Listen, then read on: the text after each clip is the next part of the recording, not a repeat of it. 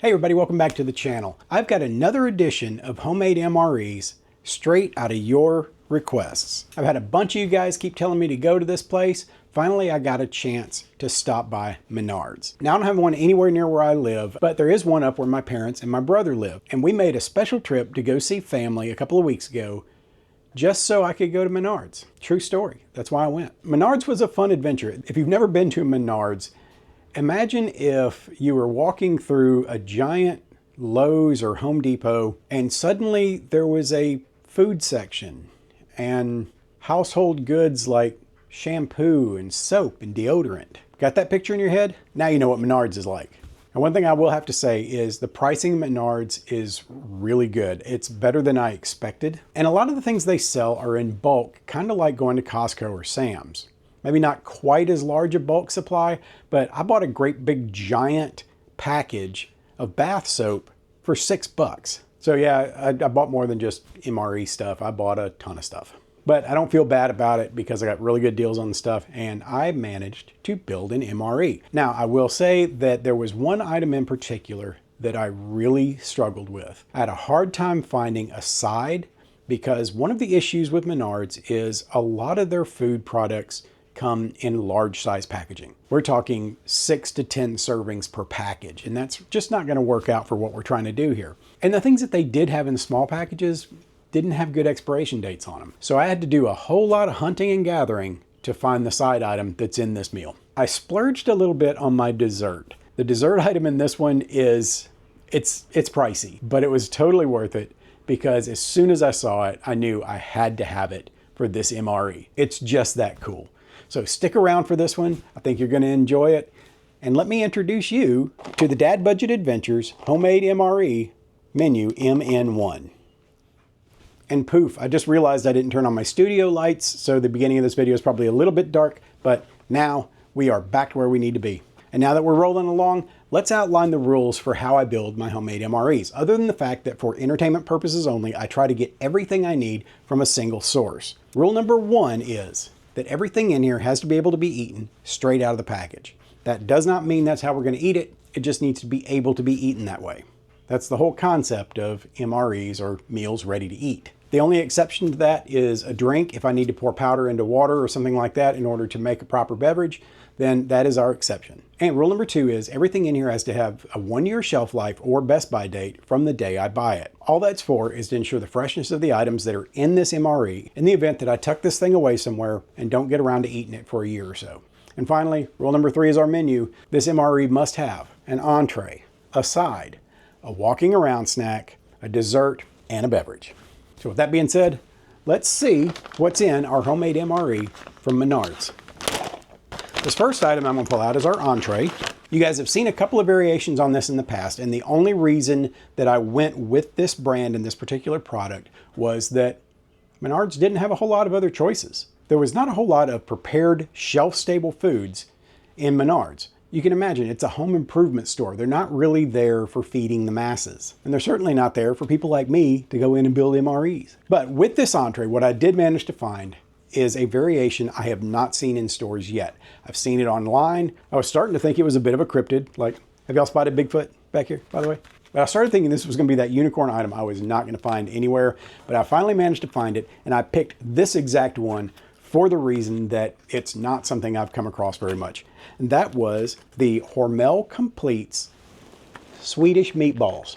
As soon as I saw that, I knew I had to have this particular one simply because it's so different and it's so out there and it's perfect for the kind of stuff I'm trying to do here. I've had a few of the Hormel Completes in other videos, and they are the epitome of hit or miss.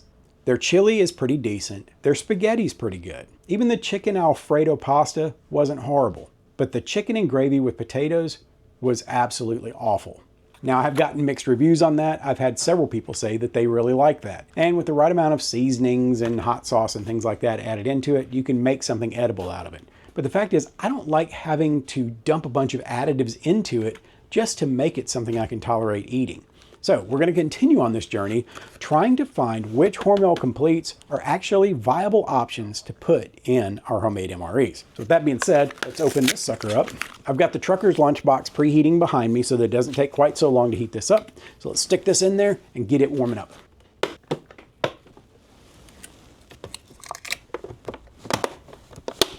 All right, that's already getting nice and warm. So let's dive in here and see what else we got. This next item in here was the thing that fought me the hardest. The side was absolutely the most difficult hunt I've had in a long time. And sadly, the item that I got for side is not the most impressive thing in the world, but it's what I had to work with. Remember, we're shopping for MRE contents at a home improvement store. What I ended up with is one of the single serving packs of Pringles sour cream and onion crisps. Little containers shaped like Pringles. Makes it a little bit more durable, a little more prone to surviving a little bit of abuse. This really wasn't what I was going after and trying for with this one, but after going through the entire store, I had 2 other people with me also helping me look for things. This is where we landed. All right, our next item in here is our walking around snack. This is another one of those things that I had to hunt around for quite a bit because most of the similar packaging was very large quantities. And even this one is a multi-serving pack. But what I ended up going with is the Jack Link's extra thick cut steak strips. This is the original flavor, no fancy teriyaki, no barbecue, no nothing. It's just gonna be steak strips. Now I do like that they're thick cut chunks of meat. It's gonna give us a little something to work on and something to fill our bellies as we walk around. Next up we have our beverage. I'm gonna save the dessert for last because this one's so cool. Now the beverage was kind of neat in that I found an unusual flavor, but what I got was one of these PK energy packs.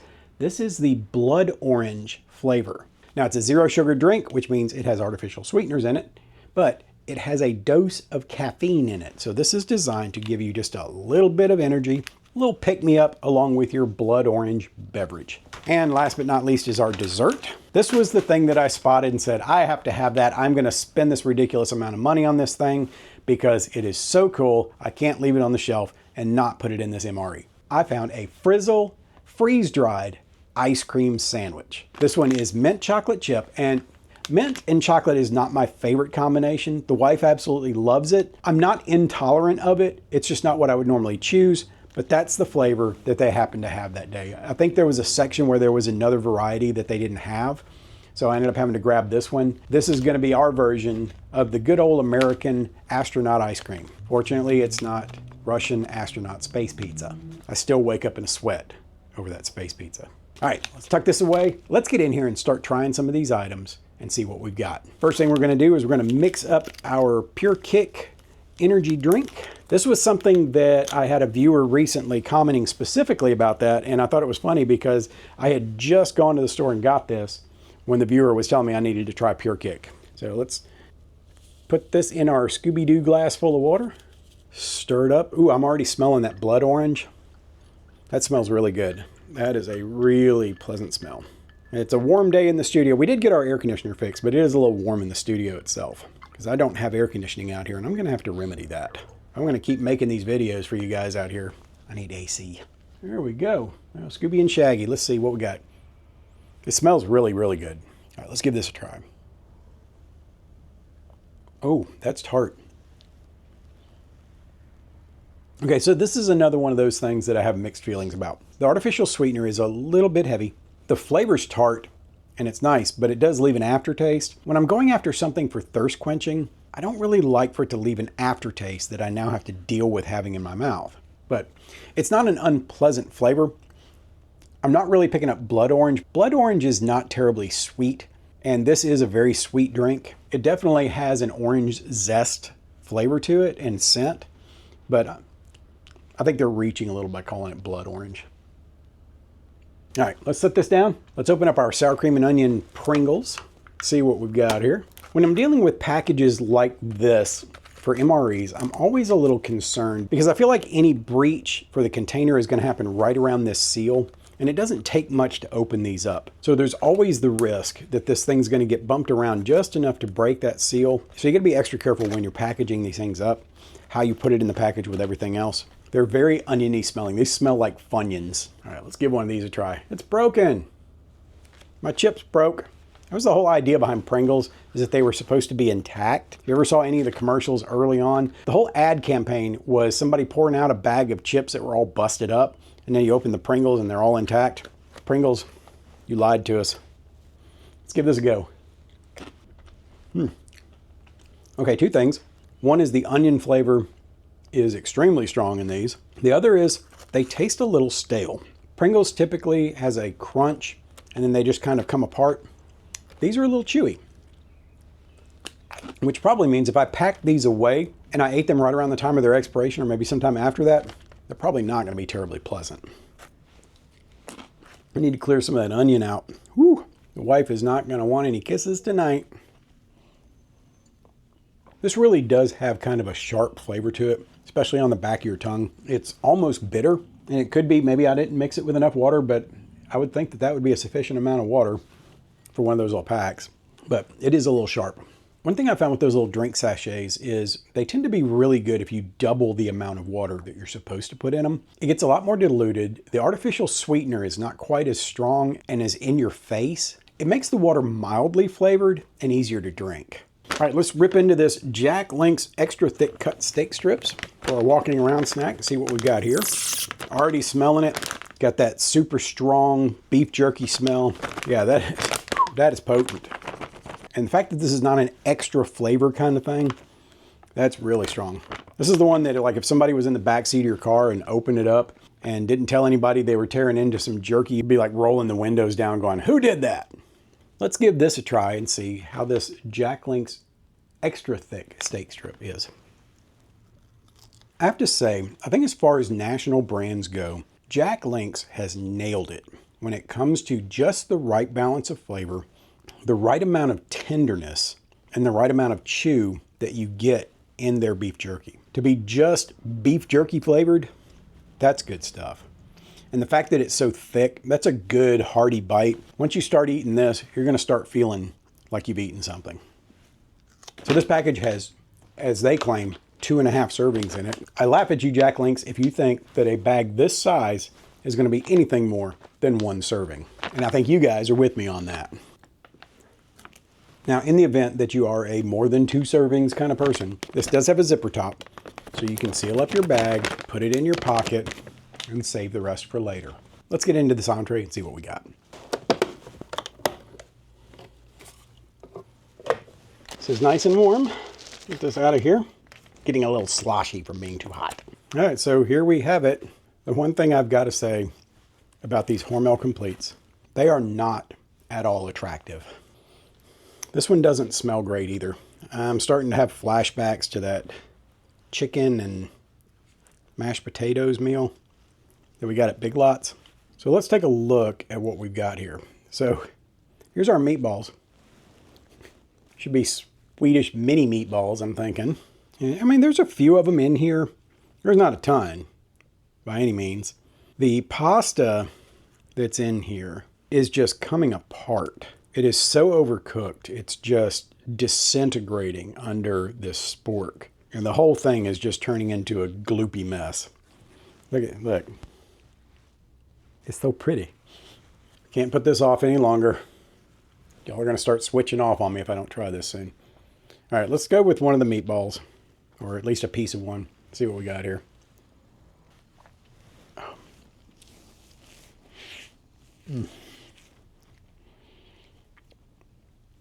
Okay. This is another very sad disappointment. That was not good. It's not as hideous as the chicken, but it's not good. Let's get a bite of everything and so we can say we did. Oh, here we go.